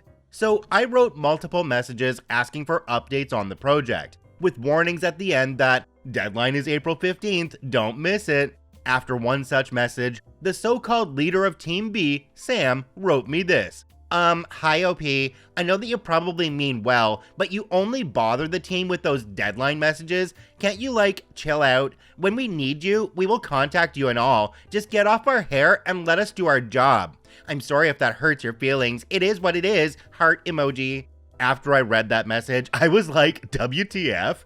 But I did respond that I would stop messaging if that caused tension within the team. Though the deadline is still on the 15th and the site would reject any application that was uploaded after. Just stop, okay? Jeez, said Sam to that. So I decided, okay, I'm washing my hands out of this. Cue malicious compliance. Since that message, I haven't written anything to Team B. I had scheduled no meetings, updates, or checkups about their curriculum and their understanding, and definitely not written reminder of the deadline once. Deadline came. Team A uploaded their project with no issues, and their parents even bought me a nice box of chocolate as a thank you gesture. Just like the deadline came and went, Team B started bombarding the chat, asking me to help because something is wrong with the site. We can't upload our project. I entered the chat and said, yes, it will not upload. No, it is not an issue with the site. The deadline has passed. So if you try to upload, it will only show you an error message. I warned you kids. No extra credits, no nothing. The rules of that program are simple, but they are hard, no exception ones. Team B tried to blame me, saying that as a mentor, it was my job to ensure they would succeed. I reminded them that my job as a mentor is to provide support and guidance, keep track of their progress, and remind them of the deadline, which, all of the above, they, via Sam, asked me not to. And since I respected their boundaries, I did exactly what they had requested. They can sulk as much as they want. I have all our communication in writing, so they don't have a leg to stand on when trying to accuse me of sabotaging them in the program. Tough luck, kids. Jumping down to the comment section on this one, there's one from a user called CountryMouse359. It says, I mean, you did teach them a valuable lesson, even if it wasn't the one they wanted. This was replied to by another user called ECP001. They said, it's probably the first time they've experienced a real deadline with serious consequences for failure. They don't recognize absolutes. Their lives have been full of suggestions, not orders, all with slipping negotiable requirements, deadlines, responsibilities, and duties. Social promotion, participation awards, subjective standards, and the constant declarations of good job have prevented lessons in A, taking anything seriously, B, accepting responsibility, and C, how to lose and recover from the loss. Now, as any longtime listeners and viewers of KCC will know, I try to stay as neutral as I can on this channel, but I completely agree with that comment. Actions should have consequences, and the way our school systems are going right now, well, those consequences are basically gone. I think I'll just leave it at that. I know the comment section is going to be polarizing on this one, but I'd really like to hear your opinions on the current schooling system. This story comes to us from DC 1920. Sit and look pretty instead of doing actual work? Okay, let's jump right in. First time poster in this sub, I was told this belongs here. Sorry for the length. For the sake of clarity, I'm going to say I work in an industry which is similar to warehousing. Same logic in the grand scheme of things. In my branch and several surrounding branches, there are only 2 staff members to keep the place running, so we all have casual uniforms, just a polo shirt and appropriate pants and footwear. I mainly do administration work and have a team member who works in the back end of things, but I'm capable and willing to jump outside when required of me. Examples of me needing to work in the back would be if we have a huge rush, or if I need to send my teammate to help at another branch or out on the road to collect stock, and I have to fill in for him while he's gone. It's a pretty good setup because working outside really breaks up the monotony of being stuck at a desk all day, and it's easy enough to do both parts of the job when I need to. Some genius in head office decided he wanted to change the uniform for any and all admin staff to something a little more corporate and dressy. I can only describe this uniform as a 3-piece suit, made with the heaviest fabrics known to man. Suddenly, I've gone from wearing a polo shirt, which is comfortable and easy to move around in, to wearing a white long-sleeve business shirt with a vest, jacket, and neckerchief, complete with a skirt, stockings, and a slight heel. I straight up look like a flight attendant working in an industrial warehouse, and can barely lift my arms high enough to hold my steering wheel on the drive to work. It was a poorly designed uniform, and I was so incredibly uncomfortable wearing it. I was very quick to voice my anger. I first mentioned how it is unfair, borderline cruel, to expect staff to wear such a thick and layered uniform when we live in Australia, particularly in a place known for our consistent high temperatures and harsh sun. I then asked how I would be expected to leave the desk to operate machinery and do heavy lifting in a suit, skirt, and heels. I was met with the promise that anyone working in admin and wearing a corporate uniform would not have to leave their desk to do any back-end work at all. I raised another concern, stating that we did not have enough staff for them to make this particular promise and still maintain our quality of work and hit our deadlines, and was met with a strong guarantee that I would not have to do any physical work in my day-to-day operations. I was all but ordered to sit at the desk to look appealing for clients and never move from there. Okay then, no problem. From that point onwards, I followed their instructions. I never left my desk.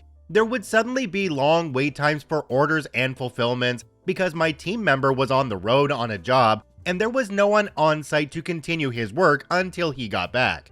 If my team member called in sick, I would spend the day pushing back deadlines with clients, which affected our targets and our reputation. Funnily enough, my teammate only started getting sick because I had to have the office aircon on freezing temperatures, so I wouldn't get heat stroke at my desk. I was honest with clients who had complaints and explained that I would usually step in to help to make sure their needs were met, but was specifically instructed not to anymore, and then redirected their complaints through to customer service in head office. After a few months of this, I was invited to a meeting with 3 of my district managers and an HR representative. They were clearly upset about the drop in productivity and amount of complaints we were receiving. I let them all say their piece before reminding them I raised these concerns to them months ago and was merely following instruction given to me, which were abundantly clear that I was to take care of admin work at my desk and do nothing else. I let them know my hands were tied, so all I could do was look pretty and placate clients when we inevitably couldn't meet their needs as promised. I suggested hiring more warehousing staff to fill in the gaps left by the admin staff who were now chained to their desk by their uniform and unable to ease the pressure of the workload like we used to do. I could see that comment definitely hit them right where I wanted it to, and they couldn't argue with me for following their instructions. So I was told they would get back to me on a solution moving forward. Well, here I am at work 2 weeks later, typing this post while wearing my old polo shirt uniform. I was fully prepared to find another job if their solution wasn't reasonable, and maybe I still will look to leave this place, but I'll take the win for now. Jumping down to the comment section on this one, there's one from a user called Presto Magic Man. It says, "Take this story, redo it in a positive light, and put it on your resume. Successfully led efforts to improve safety quality and customer satisfaction by working with senior leadership to mitigate gaps I identified in daily operations." OP responded to this comment and said, "That is actually fantastic. I'm going to put that on there." Well, OP, I'm glad you stuck up for yourself, and you actually made the work situation better for anybody else doing your role in other buildings owned by that same company. A lot of people aren't willing to step up because they fear repercussions, but apparently you don't. Although it does seem like you're fairly mobile and thinking about looking for another job. It's nice to have that kind of flexibility when you want to stick it back to management for something they did that was just incredibly dumb. This story comes to us from Znown. Signed to continue lease. Let's jump right in. I've lurked here for a long time and never thought of something I could post, but remembered this gem from about 14 years ago. This starts when my now wife and I decided to move in together and rent a house. We were in our early 20s. It was our first time renting and we had a fairly low income, so our options were limited. Luckily, we found a place that was in a less desirable area, but had recently had some basic renovations. We signed a lease and life went on.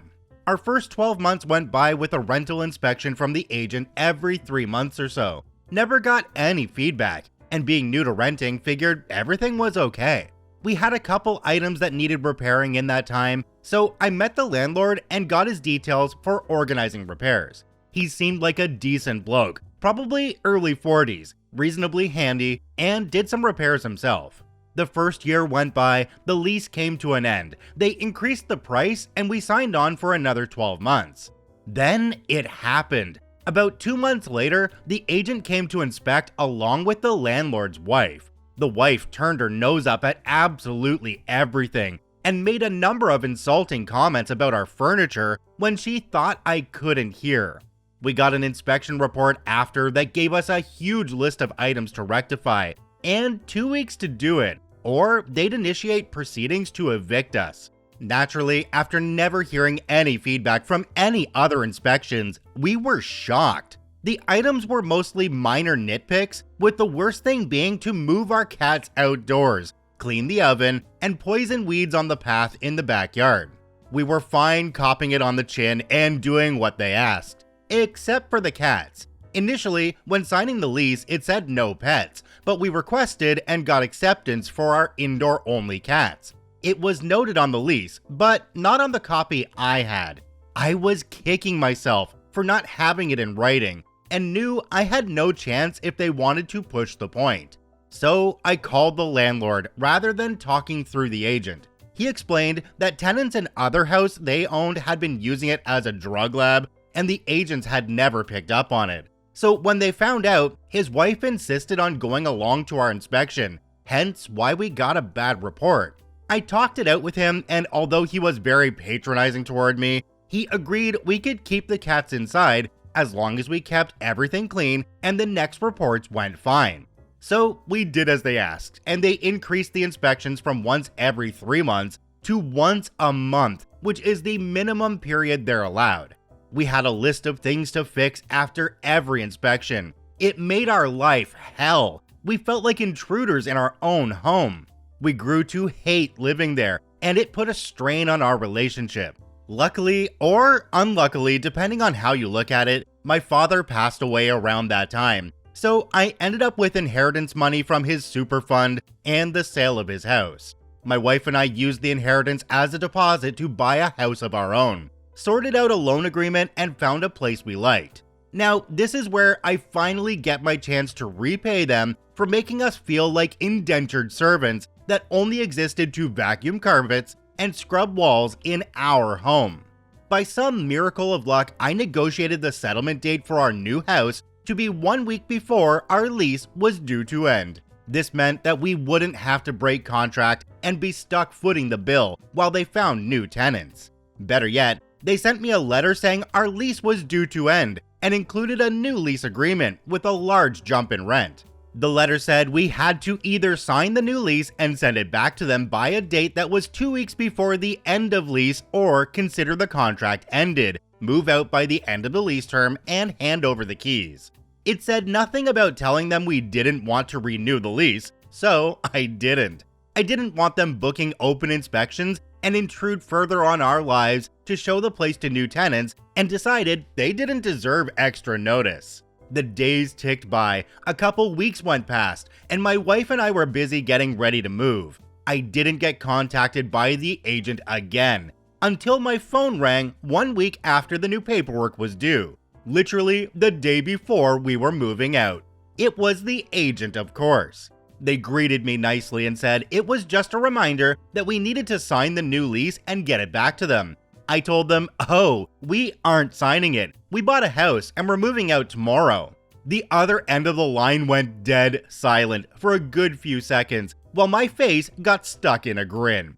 The agent quietly asked why we hadn't told them, and I said the paperwork only said to let them know if we were extending the lease, nothing about moving out, so I assumed they knew. She said goodbye pretty quickly, and the panic in her voice was glorious. She was screwed, and knew it.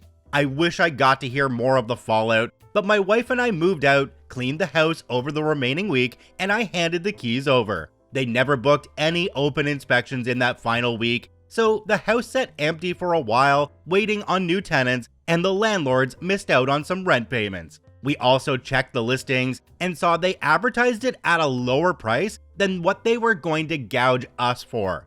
As a bonus, a couple days after the lease ended, the agent called me and said our contact stated we had to have the carpets steam cleaned, and they were going to take the cost from our bond. I told her we'd had them steam cleaned, and she said we didn't. The carpets smelled like garbage. After me telling her again that we had, she demanded a copy of the receipt. I emailed it through and never heard from them again. I didn't mention that there was a cavity under the house and the couple bags of rubbish I chucked under there as we were moving out because the bins were full. I guess the floor wasn't airtight. Jumping down to the comments on this one, there's a lot of people talking about these inspections because that's definitely not something that happens, at least not that frequently, here where I am in Canada, and from what I know of the USA as well. OP mentioned that they live in South Australia, and the regulation there says no more than once every 4 weeks. Wow, that is one of the most intrusive situations that I've ever heard of. Even beyond that, OP mentioned in a comment that the landlord would show up, look over their fence, and grumble that the grass needed mowing. Wow. OP, congrats on your new house, and congrats on being landlord free. This story comes to us from Satan085. You're the boss? Okay, you're the boss. Let's jump right in. I just found out my old boss was fired and remembered a story and thought I'd share this multiple malicious compliance with you guys. So back in 2021, I was working from home with a team of about 20 people in my department. To summarize our job, it was to monitor credit cards. We worked pretty independently and efficiently, so the company to award this literally promoted the entire department and tripled our pay. And with this, they emphasized that we should be more independent, take more responsibility, and all that. And everyone was super okay with it. But then, 6 months later, as every story on this sub goes, there was a change in management. The manager took a job at another bank and our supervisor was fired for doing the deed in company grounds. Pretty cool guy, but terrible at choosing places to go at it. The new manager was pretty competent. As far as I know, she's still in the position. The problem was the new supervisor to our department, aka best friend of new manager. He came into the job knowing absolutely zero about what we did and immediately wanted to demand results. But then again, he knew nothing about what we did, so he would demand results in the wrong places, always asking for overtime even when we didn't need, complaining about how we didn't use formal language on the group chat, and so on. One relevant thing he learned on his first week is that I was supposed to take his job before he came along. My old supervisor was training me to take his job because he was about to leave anyway, and everyone on my team came to me when they needed something. But I'd help with a demand or advice on something work-related, and he was quick to remind me of that, as he asked me to hop on a call with him and reminded me he was the boss. He told me if anyone asked me for something, to tell them to go to him. I said, okay. This backfired very quickly. Since he didn't know anything about what we did, he didn't know how to help all the people coming to him. After a few days, they stopped asking him since he could never help and came back to me again. Then again, he told me to hop in a call with him, and his new strategy was whenever someone asked him something, he would then ask me so he could tell them. Again, I said okay. After a month of this, our production was at the lowest it had been in 3 years, but he was happy since everyone was going to him and getting albeit longer responses. So he had to look somewhere else to cause intrigue. He started to bicker on when people took their breaks. Our journey was 8 hours a day with 3 breaks, 2 10-minute breaks and an hour break. Everyone had their time to go to these breaks, but since it didn't impact our job in the slightest, everyone just went when it was most convenient for them. All my colleagues started complaining to me that he was busting their butt for this until it came my time. He went on a 10-minute rant on why I shouldn't take my 1-hour break 30 minutes before I was supposed to. I told him it was because I went to a bakery close to my house every day because I was tired to make dinner and had to take my break 30 minutes early, otherwise it would be closed. He said if I wanted to go to the bakery, I should go on my own personal time when I'm off the clock. I said okay. But what he said gave me an idea for me to go on my own personal time. As per company code, beside those 1 hour and 20 minutes of break, you have up to 1 hour of personal break per day, in which you can take whenever you need for whichever personal reason. I told my colleagues this, and every day, 1 hour before my 1 hour break, I would take 1 hour of personal break to go to the bakery and buy my lunch. My colleagues would do similar things that they needed to during the time they were used to take their breaks. Well, 2 months later, the entire department was terminated since we weren't bringing enough revenue to the company. Unfortunately, this supervisor wasn't let go until last week, and the department he took over was also terminated. And another disclaimer to anyone worried about 20 people losing their jobs, we have a pretty niche set of skills, and everyone quickly found jobs of similar paying wages. So no one was sad to be fired. We were actually pretty happy. A few even resigned before the ship sunk. Jumping down to the comment section on this one, there's one from a user called Surdistic. It says, so you want people to come to you, then you come to me, get the answers, and then take credit for my knowledge, skills, and experience? Yeah, no. I thought you were the boss. Why don't you know your own job, would be my answer.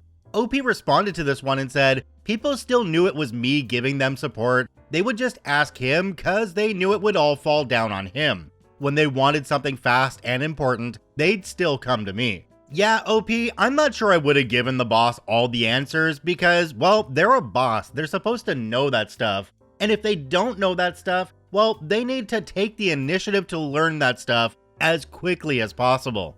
You giving him the answers only made him look good to the higher-ups, so they didn't see how incompetent he was, and he was able to mask the fact that he was driving that department right into the ground. This story comes to us from By Jiminy. Don't use price labels. I want it deducted from my bonus. Let's jump right in. I used to work for a small, locally owned supermarket chain with a small level of bureaucracy and a high focus of getting stuff sold. After a few years, we were taken over by a national chain, which introduced much bureaucracy, where emails and phone calls from the bottom to the top would be lost to the ether and left unanswered. Their focus was highly on image, with staff at head office who seemingly worked to ensure similar-sized products sat next to each other on each shelf so that it looked nice. They also changed the shop manager's incentives. Their bonuses were the operating budget of their store minus wages, expenses, and written off stock. So obviously, we were now operating on a shoestring budget, so the manager got as much money as they could. Before the takeover, we had an award-winning butcher department that worked with local farms and catered to customer requests. The new firm immediately closed the counter and filled chillers full of pre-packed sliced meats instead, that we frequently discounted to prevent them going into the bin. One time, we received a dozen cases of high-end cut meat, way more than we would usually stock, of an affordable packet and therefore at risk of running past its sell-by date and being thrown out. As it was a new product, we didn't have a price label for it. After waiting a weekend for the system to update, I emailed head office for a label and filled the chiller using a pricing gun left over from the takeover to label up each individual packet. We sold a few by the time I came back in the following week, but was pulled aside by the manglement. The area manager had been in to inspect the shop and was horrified at the ugly labels and demanded they be taken off the shelves until a label was ready. I explained the issue, but they wouldn't have it, so I took them down as instructed and left in the big fridge at the back of the store. They sat there for a month until they expired, after which someone else recorded them for disposal. A few days later, someone at head office noticed the enormous increase in wastage and reported it. Down the chain it came. Red-faced area manager storms in to shout at stern-faced store manager, who in turn calls over the tannoy for me to drop everything and get to his office. I'm just waiting for the label, I told them both, as they searched for a scapegoat for the £3,000 write-off. I've since had similar at other employers where department heads had bonuses tied to sales, but didn't like me pricing up produce, so hardware would sit and gather dust. I'm paid by the hour, no bonus, so I'm not going to argue the case. Jumping down to the comment section on this one, there's one from a user called Renticle. It says, I do data analysis for supermarkets, and I hate the amount of food and money that they outright throw in the bin with their piss-poor management. They only care about maximizing profits in the short term, and they're not very smart about it either. There is one chain where management would rather bake an entire tray 20 minutes before closing, thus ensuring that most of it will be thrown out, rather than run out of bread right before closing. Because if wastage is between 0% and 10%, they get optimal score. But if wastage is 0% and they run out of bread at 7:45 p.m. when sales are almost nil, they get dinged. Idiocy. Yeah, I worked in a grocery store when I was a teenager, and the sheer amount of stuff that ended up in the garbage, wow, it was shocking. I would have loved to have rated that stuff before it made it into the garbage bin, but we weren't allowed to, so it all went to waste. Story today comes to us from Petty Rusty. You get angry and belittle me when I want to follow the instruction manual on your new piece of kit? Enjoy your brand new rusty wheel slicer. Let's jump right in. It's been years, but I'm still worried that this person is going to hunt me down in my sleep, hence the throwaway. I used to work at a deli shop / cafe place just to make ends meet while I went to uni. and the owner of that place was a real piece of work. If you got on her bad side, you were on the crap list, and she would be both openly and passively aggressive with the general vibe that you were an incompetent idiot no matter what you did. I heard that woman scream at a 15-year-old on her second day because she had mixed up coffee in teacups, which differed in size by about an ounce, just to give you an idea of her personality. After this whole experience, my dad told me that, as a general hint, it may be good to be suspicious if a workplace hires exclusively teen girls with no experience, because they're very unlikely to recognize crappy workplace treatment.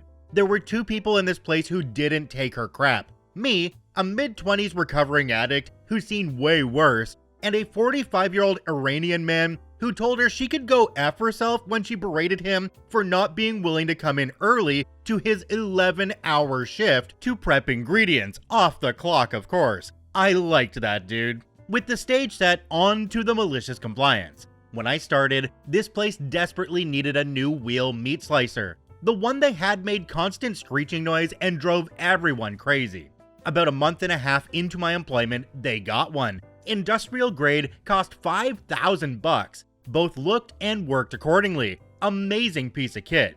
As we were all celebrating and unpacking it, I flipped through the instruction booklet to look up how it works, and specifically how to clean it, as there were quite a few parts. Manual says to clean everything detachable thoroughly, but that the wheel itself should be cleaned by letting it run on very low speed with safety precautions and using a cloth and alcohol-based cleaning agent on the exposed part. There were some pictures and detailed instructions on how to do this, and it explicitly stated not to take the whole wheel off and deep clean it, as this would remove the wheel lubricant and anti-corrosive agent and risk damage to the machine, and to especially not let water or any cleaning agents get into the machine without making sure to thoroughly replace any lubricant. I was working the evening shift, so 99% of the time it was up to me to clean it. The instructions is how I clean the machine, because I trust the designer to know how to clean it. Or I do for about 2 days until my boss sees me, asks what the F I'm doing, and why I'm not taking the wheel off to clean it.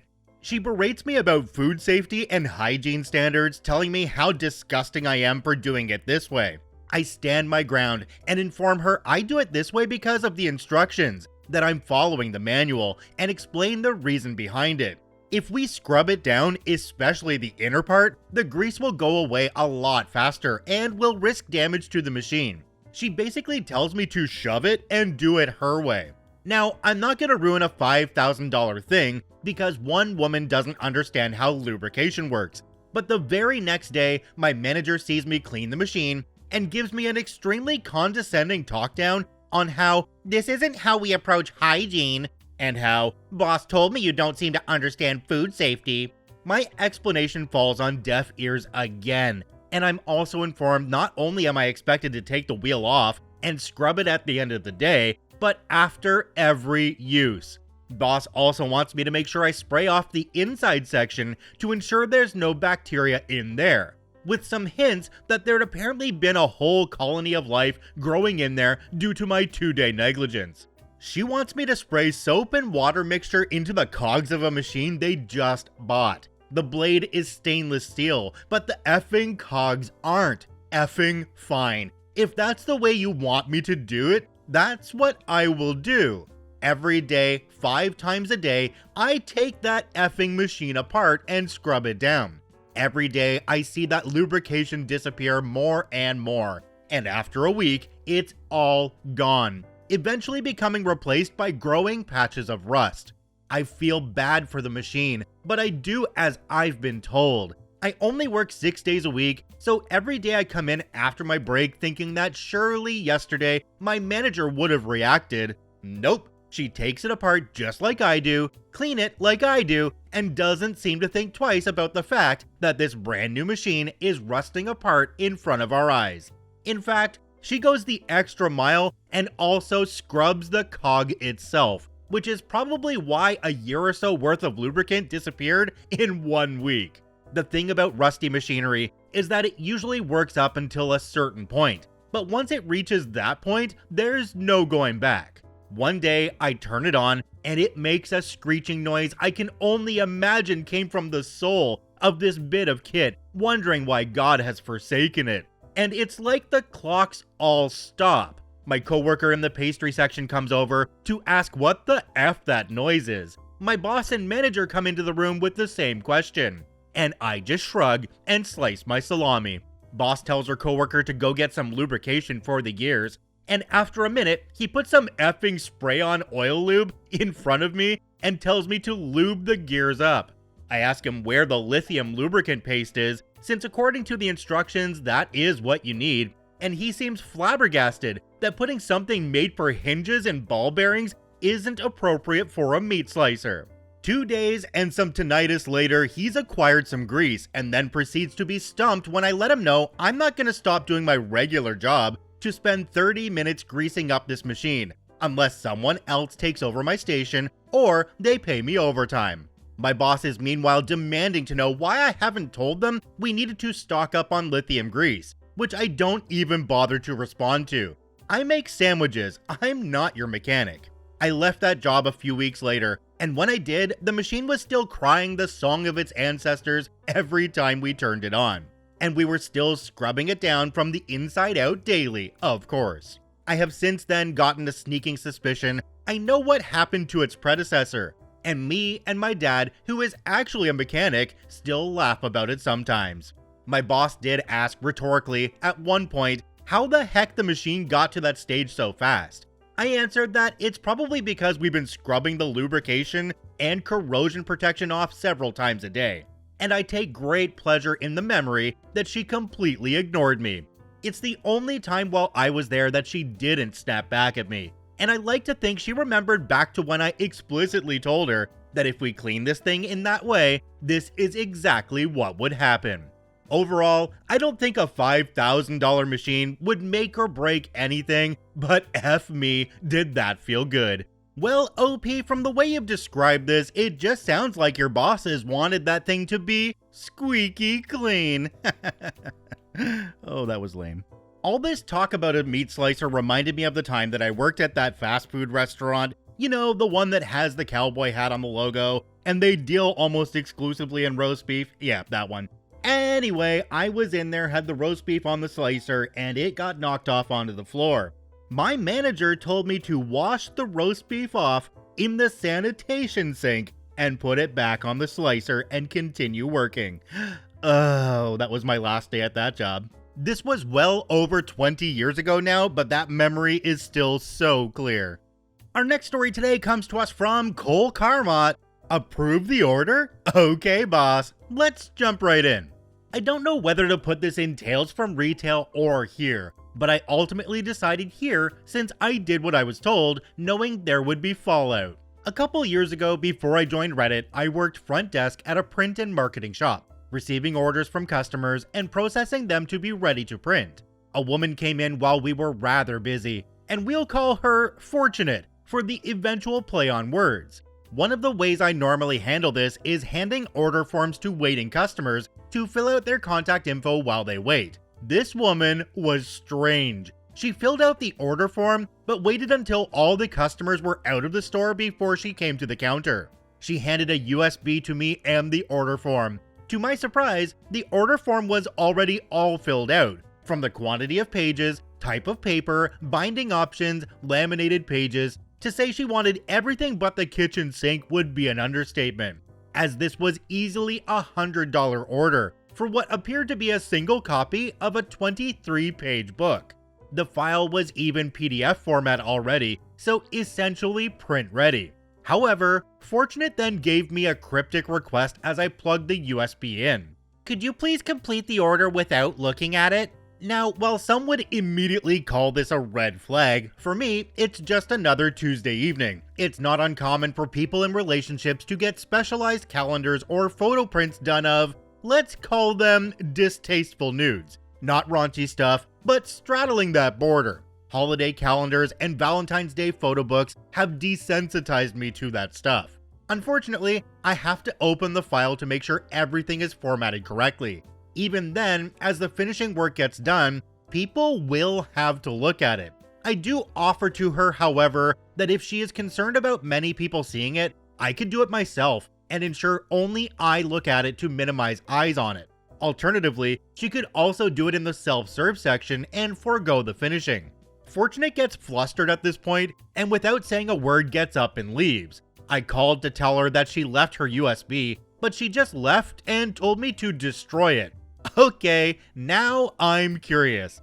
I plugged in the USB and there was one file, doc_1.pdf. I opened the file and while I don't remember exactly what I was expecting, it wasn't this. Your husband is cheating on you with me, in custom font with a picture of a guy nude on a bed and who I assume is Fortunate beside him. Fortunate was Mistress Fortunate. Her face was expertly blurred out. This was clearly a graphic designer. The document was short and to the point. One sentence in big custom font on each page. It explained who Fortunate was and that she had no idea that the husband, who will be named Jerk, was married as they were dating. Pictures and everything. She explained that she wanted to keep her identity a secret to protect herself, but felt the wife needed to know the moment she learned of her. Okay, well, that's a story that isn't over yet. Later that day, I was processing orders from our online system. This basically involves opening files, skimming through them, making them print ready, then approving them for production. I did not expect much, until suddenly, I opened a file titled doc_1.pdf and saw the following. Your husband is cheating on you with me. Yep, Mistress Fortunate put through the order on our online system, but something was off. Fortunate had a very unique name, but this name was Mary, not real name, duh. The phone number and address were also different. She didn't. I immediately brought this to my manager's attention. While I currently have the best boss ever, my first boss was not so good. We'll call her Karen. I told Karen what I thought was going on and said I was uncomfortable approving this order. Karen took the USB and looked the file over. She then asked me if it went against any of our big no's. Basically, anything illegal, copyrighted stuff, sheet music, or original art not signed off by the artist. I said no, but explained that I didn't think the customer listed on the contact info was the customer. If it doesn't go against our policies, we have to produce it. Okay, you're the boss. I'm pretty sure she was only seeing dollar signs for minimum work, but whatever. I pushed the job through to production, though add a note saying under instruction of Karen to cover my own butt. The night shift manager, who is now my current manager, let's call him D, messaged me about the job as it was pushed to them due to the amount of finishing it needed, and I told them the story behind it. D told me that I should not have to deal with the fallout, and told me to take the next 2 days personal time off, and he will make sure to reimburse that time. I gladly did. The fallout. Obviously, this is secondhand information, but things got heated. When my replacement called Mistress Fortunate the next day to tell her her order was ready, the person on the other side was confused. She didn't place an order. My coworker insisted she come to pick it up. A few hours later, a person who was not Mistress Fortunate came in to pick up the order, Mary. I don't remember the exact way it was described to me. It was in sports lingo, but it translated to, she didn't even open the book, she saw the cover page, threw the book at me, and marched out the door. There then proceeded a fight in the parking lot between Mary and Jerk. Mary eventually took the keys to the car and left Jerk out on the sidewalk. Jerk then came into the print shop and started blaming everyone in there for ruining his life. A brochure display was smashed on a self-serve printer, breaking the display and cracking the printer casing. Fortunately still functional. Those things are like Nokia phones.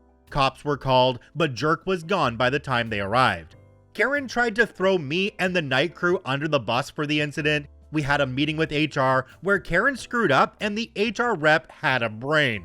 Well, technically it's not his fault for approving the order. How was he supposed to know it wasn't her? Because he told me he knew it was her. Wait, so he brought this to your attention and you still had him approve the order? Points out the note I placed on the order. Karen opens her mouth and inserts her foot. Come to think about it, I think this started the downfall of Karen as my manager, but I didn't have anything to do with that story, so I'll leave it to the ones who led that coup against her. Why did this story come up years after it happened? Well, my boss was going through files on Karen's old computer, and he found a file named doc_1.pdf. Ay, if this was one that was maybe mailed out to Mary without any interaction from the people at the printing shop, then I could probably get behind it. But Mistress Fortunate, well, she put all of the workers in this place really in danger because she didn't know how that guy was going to react. I mean, I think she's actually kinda lucky that the guy only damaged property and didn't actually harm any of the people working in the store at that time. There were many other ways that Mistress Fortunate could have let Mary know that her husband was cheating on her. I don't think this was the best way.